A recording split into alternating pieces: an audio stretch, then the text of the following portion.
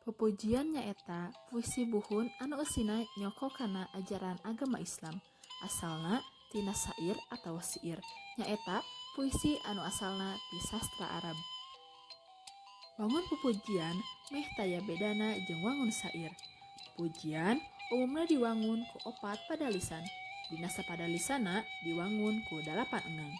Tapi aya oge nu diwangun ku 2 padalisan jeung 6 padalisan dina sapadana.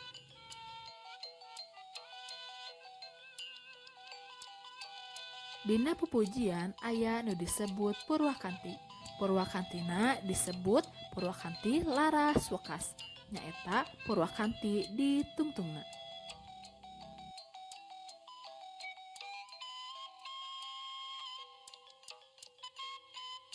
Fungsi pupujian. Kahiji, fungsi ekspresi. Pikeun nepikeun karetag hate pangarangna. Kadua, fungsi sosial. Pikeun mere pangajaran atawa mepeling ka balarea.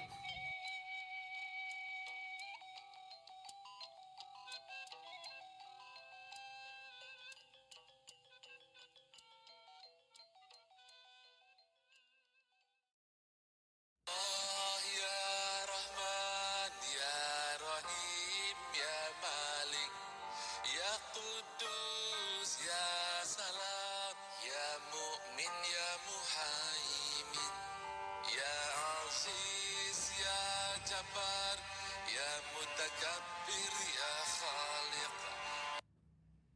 Di urang sarerea Kangjeng Nabi anu mulya Muhammad jenenganana Arab Quraisy-nya bangsana. Mugi Allah ngahapunten kana dosa jisim abdi sareng dosa ibu rama sareng muslimah.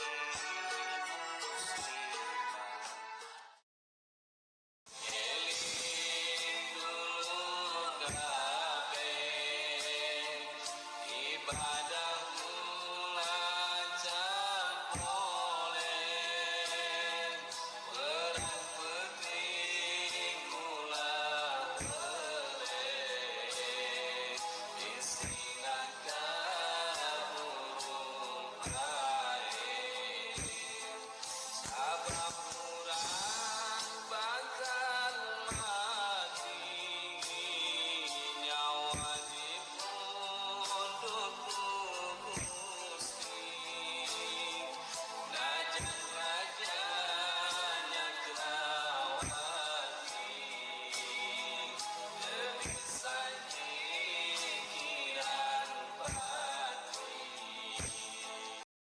Wujud kidam baqa mukhalafatul lil hawadisi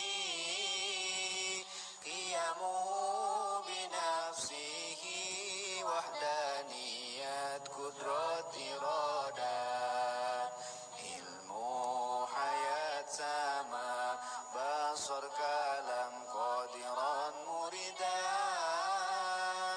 aliman hayyan sami'an basiran mutakalliman. Tah eta salah saiji contoh pupujian tina unggal pepasingana. Saleresna lamun dipaluruh deui seueur keneh rupa-rupa pupujian teh. Saderek kudu resep ngahaleuang atawa nademkeun pupujian. Sangkan pujian salawasna aya ulah nepi ka leungit.